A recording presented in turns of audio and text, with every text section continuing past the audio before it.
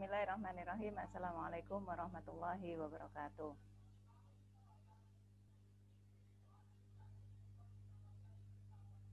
Gimana kabarnya teman-teman semuanya? Semoga sehat-sehat semuanya. Baiklah, terakhir kita bicara tentang prinsip dasar manajemen ya.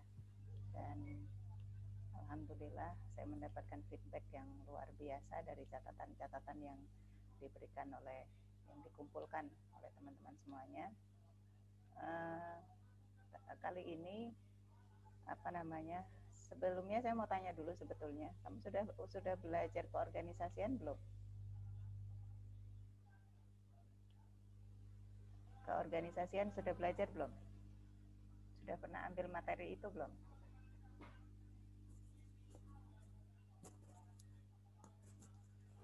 Materi keorganisasian ada nggak?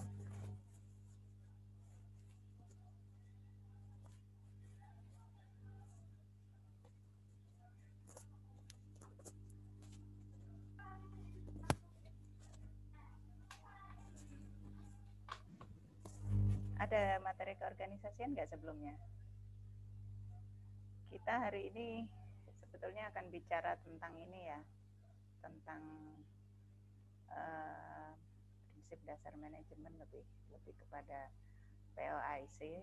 Tapi saya ingin meyakinkan kamu sudah pernah membahas ini atau belum gitu dalam makul yang lain, sehingga tentu saja saya akan menyampaikan lebih kepada pendekatan yang lebih, bukan dalam artian pendekatan teoritis atau tapi lebih kepada bagaimana praktikalnya ya. Nggak banyak sebetulnya slide yang akan saya sampaikan hari ini.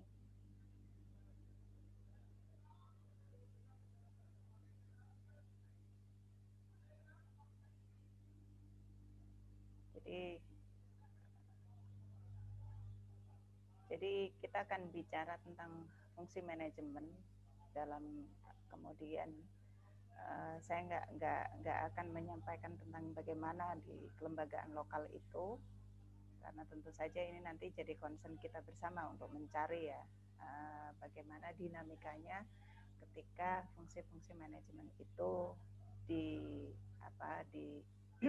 diterapkan dalam kelembagaan lokal.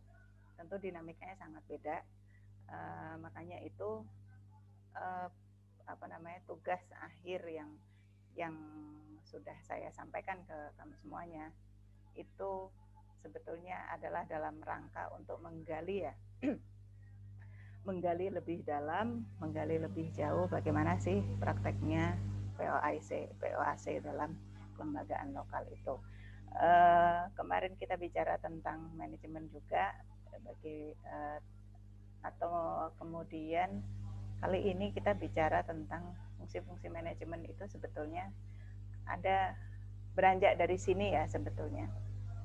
Jadi beranjak dari sini semua, kemudian itu diterjemahkan dalam POAC itu sendiri. Dan sebetulnya kalau ini sih prinsip dasar yang saya kira dalam semua organisasi itu sebetulnya kiblatnya ya seperti ini prosesnya, ya kan? Tetapi konkretnya kan artinya ketika kemudian kita bicara bagaimana sih konkretnya dari ini, artinya visi itu gimana, yang dari sini konsep ini sebetulnya kamu coba cari ya kan, gali lebih dalam dari lembaga-lembaga sosial, lembaga-lembaga lokal yang rencananya ingin kamu jadikan sebagai referensi dari tugas akhir kita. Nah, makanya kalau misalnya dalam kelembagaan lokal tentu saja ketika kita bicara lembaga tidak lepas dari visi ya kan. Visi itu apa sih? Dan ini sebetulnya arahnya kan begini kan ya. Jadi visi itu dibangun. Ini menjadi landasan yang kuat sebetulnya. Karena visi itu ibarat kalau kita kalau kita melakukan sesuatu, visi itu seperti mimpi. Makanya visi itu adalah sesuatu yang besar ya kan.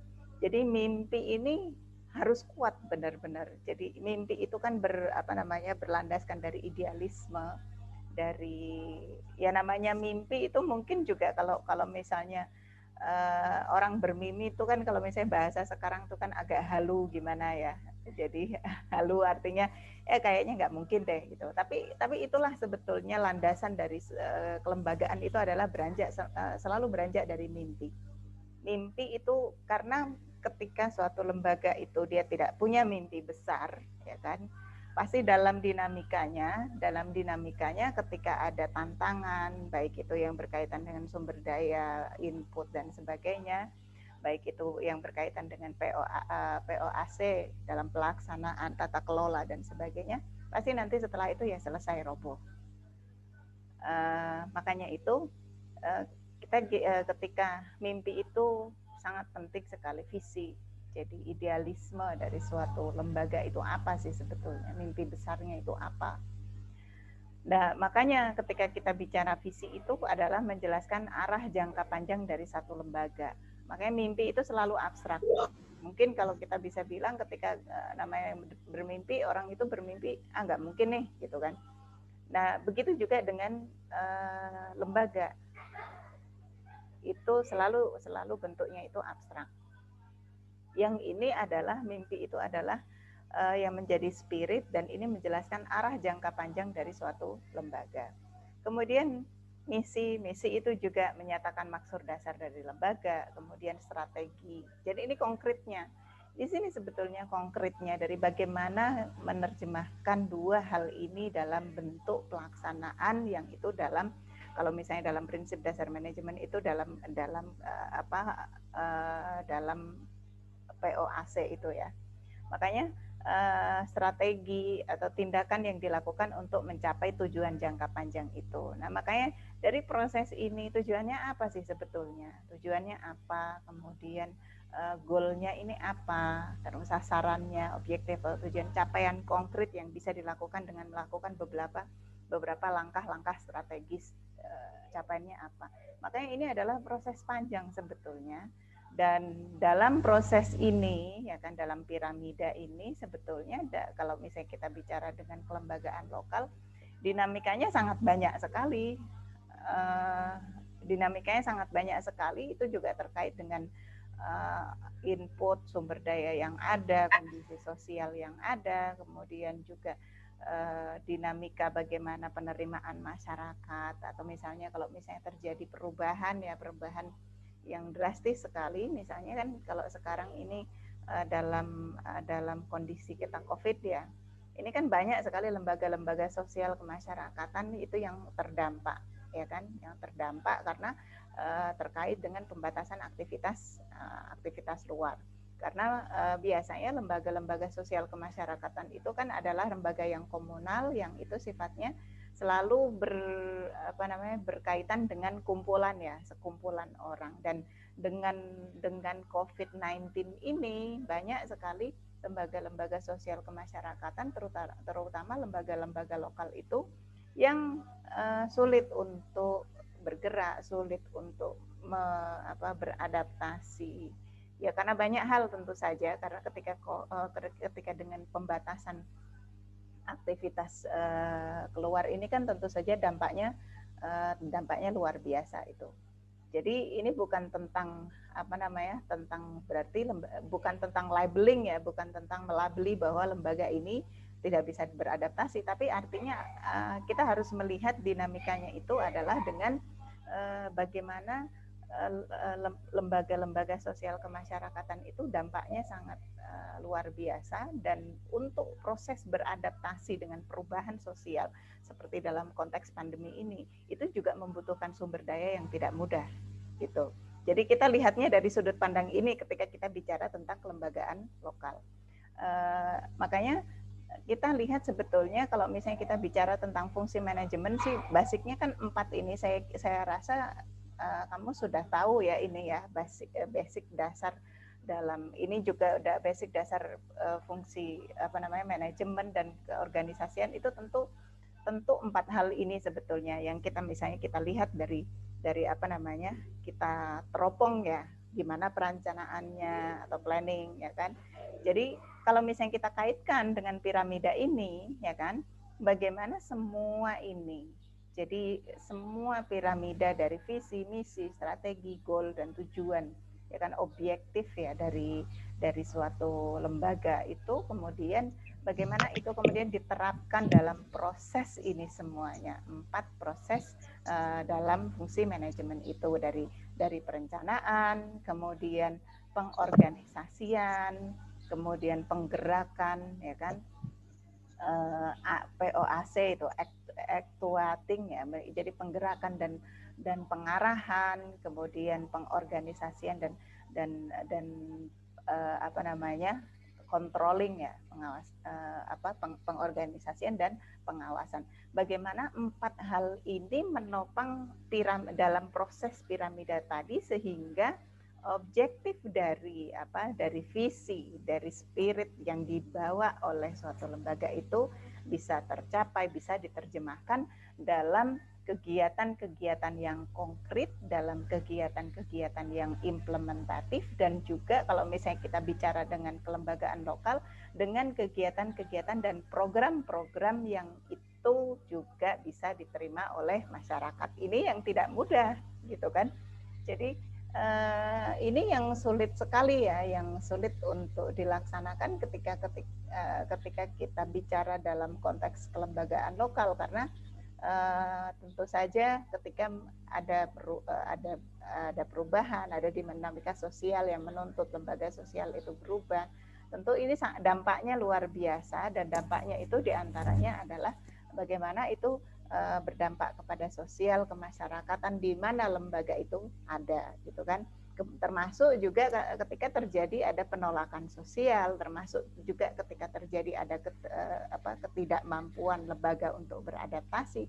Ini juga kerap kali kita bisa dapati ketika kita melihat dari dekat, meneropong dari dekat bagaimana manajemen kelembagaan lokal. Makanya ketika saya minta kamu untuk terjun ke lapangan dan melihat dari dekat bagaimana praktek tata kelola dan manajemen kelembagaan lokal, yang saya harapkan itu adalah kamu nggak buru-buru melabeli ya, bukan kemudian buru-buru melabeli bahwa lembaga ini seperti ini, enggak. Jadi artinya apa? Kita bicara kelembagaan lokal itu kan dinamis sekali ya. Dinamis dalam artian ada idealisme itu ada, tetapi kemudian dalam prakteknya tidak semudah itu, karena kalau kita bicara tentang sosial itu kan pasti ada banyak peran di situ, dan juga ada banyak dan satu lagi ketika kita bicara lembaga sosial itu seringkali itu adalah erat kaitannya dengan lembaga non-profit atau lembaga nirlaba, dan tentu saja lembaga nirlaba itu sangat bergantung dengan swadaya masyarakat, ya kan. Nah, makanya nanti setelah ini kita akan bicara tentang lembaga non-profit ya, lembaga nirlaba, tapi sebelum itu kita akan selesaikan ini dulu. Jadi makanya dalam fungsi manajemen, 4 hal ini adalah sebetulnya sebagai basic ya, sebagai dasar ketika kita melihat bagaimana sih tata kelola manajemen kelembagaan lokal. Jadi dari sudut pandang gimana perencanaannya, bagaimana pengorganisasiannya, bagaimana actuating, bagaimana mengimplementasi, menerjemahkan dalam program-program yang konkret, kemudian pengorganisasian dan kontrol. Nah, ini jadi ini untuk lebih kita bisa melihat lebih luas lagi ya.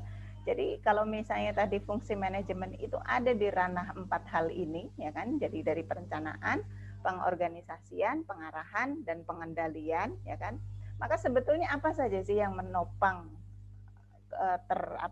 terlaksananya atau tercapainya objektif atau terlaksananya tata kelola ini?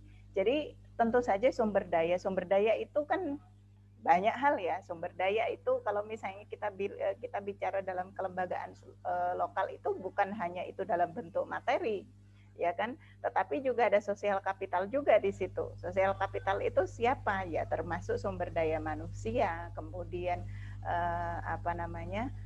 sumber daya yang itu sifatnya materi, sumber daya yang itu sumber daya manusianya, kemudian juga kondisi sosial yang ada dalam masyarakat itu, entah itu dalam bentuk dukungan masyarakat. Nah, itu kan artinya itu adalah sosial kapital itu artinya.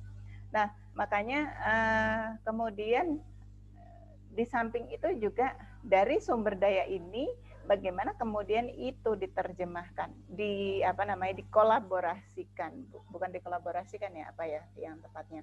Bagaimana sumber daya ini adalah sebagai pendukung ya, pendukung dari proses dalam perencanaan.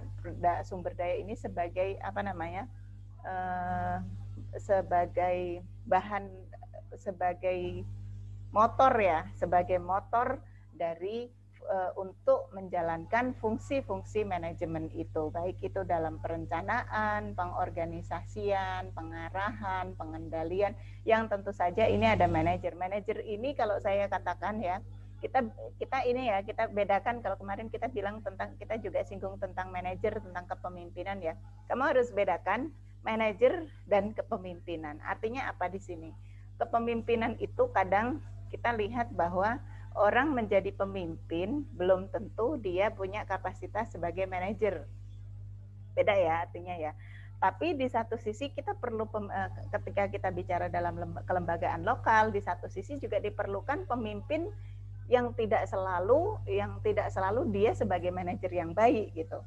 Karena konteks sosial kan beda. Kadang kalau misalnya dalam kelembagaan lokal itu yang pemimpin yang ikonik atau yang dia punya pengaruh sosial yang bagus, itu juga penting ketika dalam kita bicara lembaga sosial ya kan. Makanya itu sementara manajer ini bisa jadi juga orang lain ya kan, orang lain yang dia punya kapasitas yang tidak selalu dia itu menjadi orang pertama dalam lembaga tersebut. Jadi inilah sebetulnya kalau misalnya kita lihat dalam kelembagaan lokal seringkali kita dapati seperti ini gitu kan. Makanya kamu harus bisa bedakan.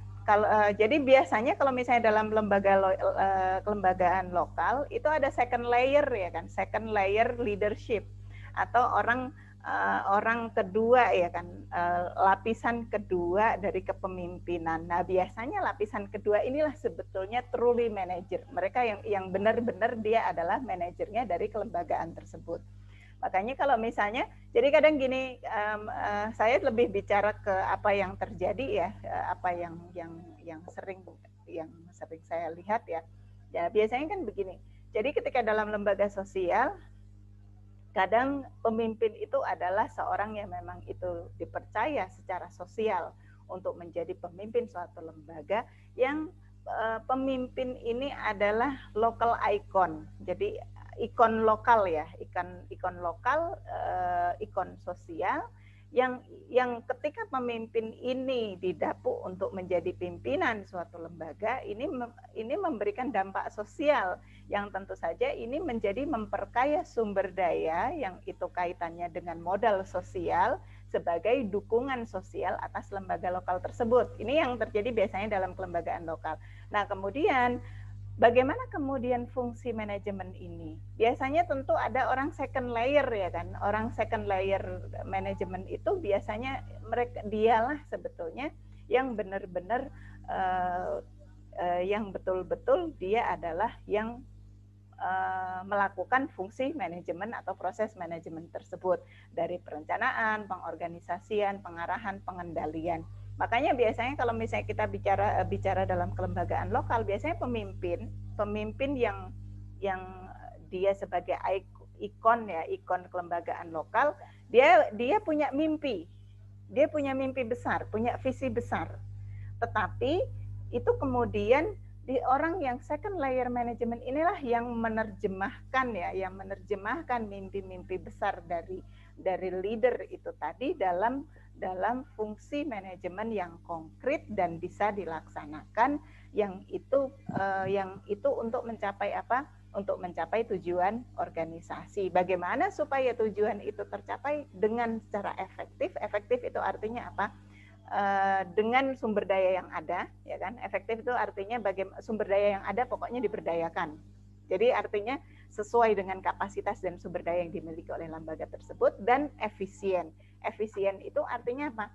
Efisien itu kamu harus bedakan ya, efisien sama artinya sama perhitungan ya, beda ya. Efisien itu artinya kamu bisa meminimalisir seefisien mungkin sumber daya yang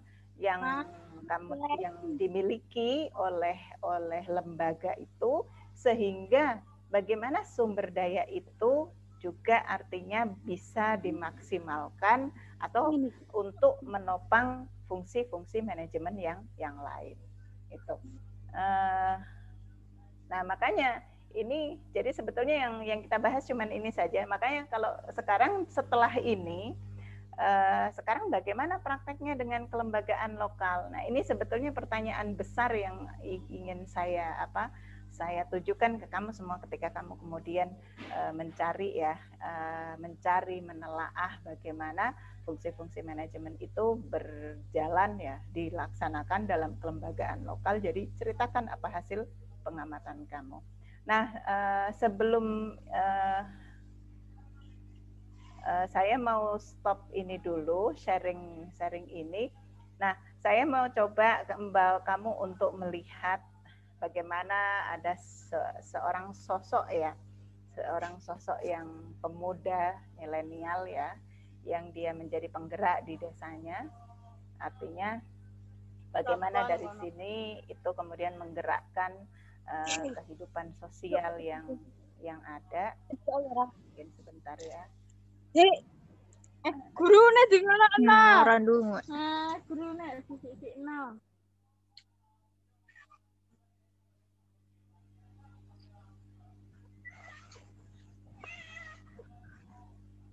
Ya Allah.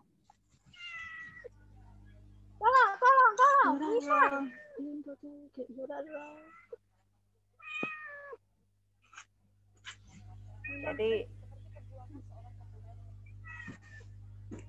Jadi kita akan lihat sama-sama ya bagaimana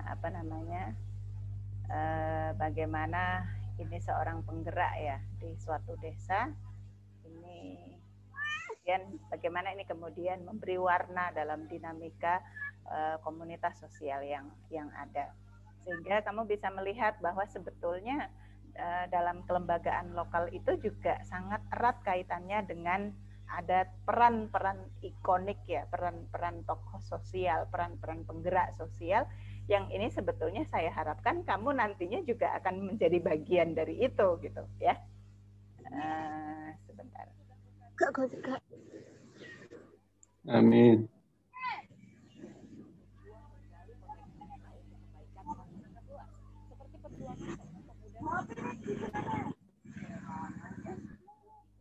Yang membidangi sebuah usaha pertanian umbi-umbian yang kini menjadi komoditas unggulan untuk ekspor ke Tiongkok dan Jepang.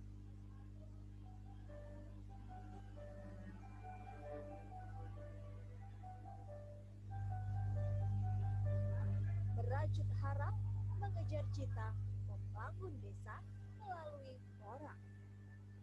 Berbagai cara dan upaya, namun oranglah yang mampu.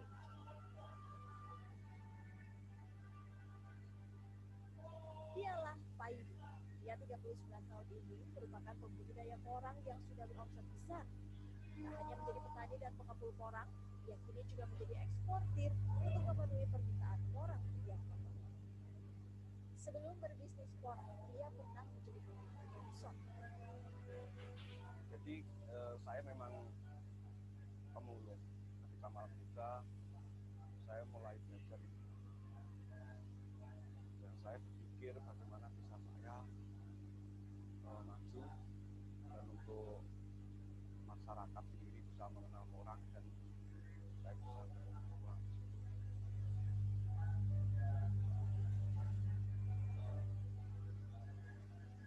Porang, namanya mungkin tak begitu akrab di telinga kita. Tumbuhan yang masuk dalam golongan umbi-umbian ini biasa tumbuh di tengah hutan. Namun siapa sangka tumbuhan ini punya sejuta manfaat. Memiliki nama ilmiah Amorphophallus wheleri Blue, porang kerap dianggap sama dengan jenis umbi lainnya seperti iles-iles atau konjak. Bentuknya yang bulat seperti buah labu ataupun ubi membuatnya sulit dibedakan. Porang memang belum banyak dibudidayakan di Indonesia. Tapi Bagi Paidi, sosok muda dari Desa Kepol, Kecamatan Kare, Kabupaten Madiun, Jawa Timur, punya peran besar dalam menanam tanaman ini. Bahkan, ketika orang-orang belum tahu manfaat tanaman ini, Paidi menjadi bahan tertawahan. Paidi tak pantang menyerah. Ia mencoba menjual porang dari rumah ke rumah dalam bahasa kecil. Ini Paidi berhasil mempekerjakan karyawan untuk mengurus hidup porang miliknya, mulai proses penjemuran hingga siap didistribusikan kepada pelanggan. Sejak berhasil dalam bertani porang di lahan miliknya, Paidi menularkan ilmu yang telah dimiliki kepada warga desa.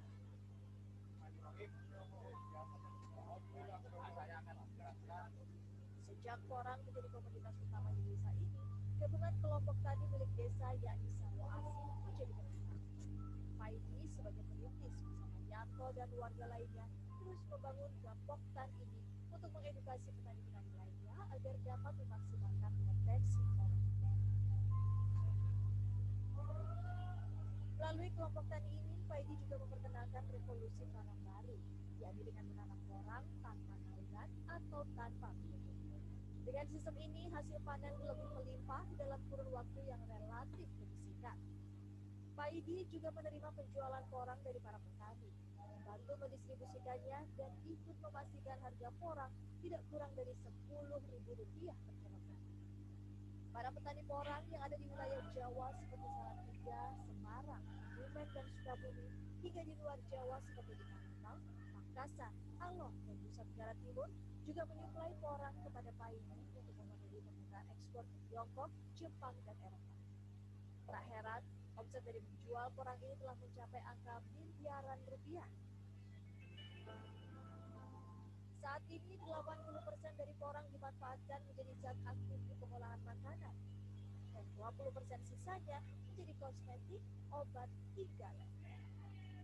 Di Desa Kepol sendiri, porang juga diolah menjadi beberapa makanan olahan. Ibu-ibu PKK memasaknya untuk dimanfaatkan sebagai salah satu bahan pembuatan donat, stik crispy, juga mie. Hasil olahan ini juga dipasarkan ke masyarakat. Ya, tak hanya lewat kelompok tani, Paidi juga memanfaatkan teknologi terkini, yaitu membuat vlog dan disebar melalui media sosial YouTube. Paidi kini menjadi sosok yang dicari di media sosial dalam berhubungan dengan orang.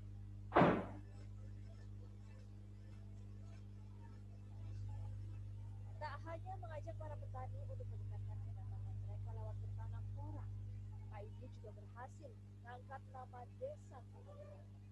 Desa Kepol kini menjadi primadona. Bersama istrinya, Paidi telah memberdayakan masyarakat dengan menjadi petani yang mandiri melalui porang. Jadi ayo dimanapun petani bisa porang bisa tumbuh dimanapun seluruh Indonesia bisa ditanami porang. Jangan khawatir untuk masalahnya. Mudah-mudahan petani di Indonesia bisa lebih maju, bisa lebih mendongkrak perekonomian.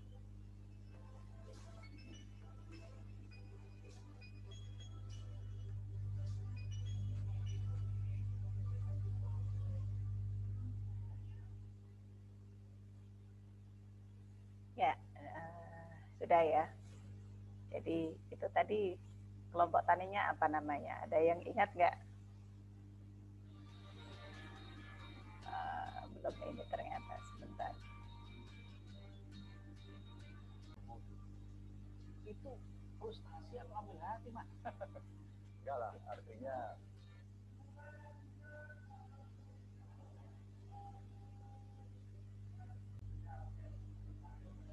Ya, dari itu, dari apa namanya yang kita sama-sama saksikan tadi, apa yang menjadi catatan kamu ketika itu berkaitan dengan kelembagaan lokal? Tadi disebut-sebut ada kelompok tani Sarwo Edi, kemudian Gapoktan, ya kan? Saya ingin dengar langsung dari kamu, catatan dari kamu tentang apa yang tadi kita saksikan.